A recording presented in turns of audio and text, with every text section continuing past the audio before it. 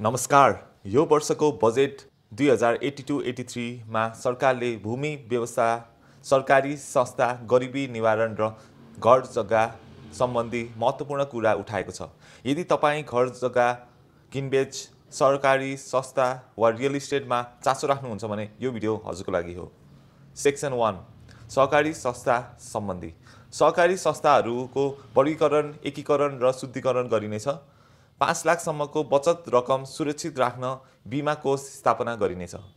Defaulter सरकारी संस्थाको सम्पत्ति लिलामी गरेर बचतकर्तालाई रकम फिर्ता दिने व्यवस्था। सहकारी जग्गा असुल्नका लागि छुट्टै न्याय निकाय बनाइनेछ। यसले गर्दा अब सरकारीमा धोका कम हुनेछ। कर्जा असुलीको लागि कानुन कारबाही गर्न सजिलो हुनेछ। सेक्सन 2 भूमि व्यवस्थापन र नापी सुधार। भूमि सम्बन्धी कानुन संशोधन गरिनेछ। सुकुम्बासी दलित भूमिहरूका लागि जग्गा दर्ता प्रमाण पूर्जा दिने योजना छ। सहकारी जमिनको अभिलेखन अपडेट गरिनेछ भने भूमि उपयोग योजना बनाइनेछ। स्थानीय तहमा भू ब्याङ्कहरू स्थापना गरिनेछ।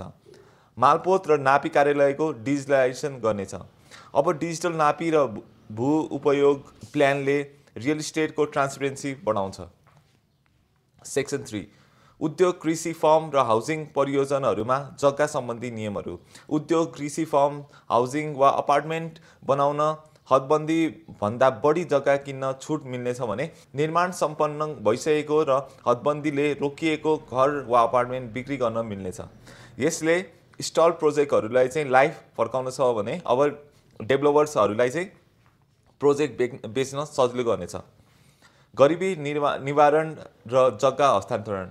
5 लाख परिवारले जग्गा दर्ता प्रमाण पूर्जा दिने लक्ष्य छ भने स्रोत, साधन र जनशक्तिको अभाव नहुन ग्यारेन्टी।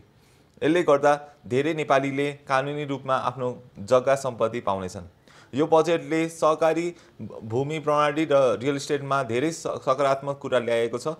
सडक नापी, सहकारी भू ब्याङ्क, हदबन्दी नियमहरू अब छिटै परिवर्तन हुनेछन्, जसले हामी सबैको जग्गा सम्पत्ति सुरक्षित हुनेछ। तपाईँ यो विषयमा के सोच्नुहुन्छ कमेन्टमा लेख्नुहोला र यस्ता जानकारीको लागि चारकिला रियल इस्टेटलाई फलो गर्दै गर्नुहोला। धन्यवाद।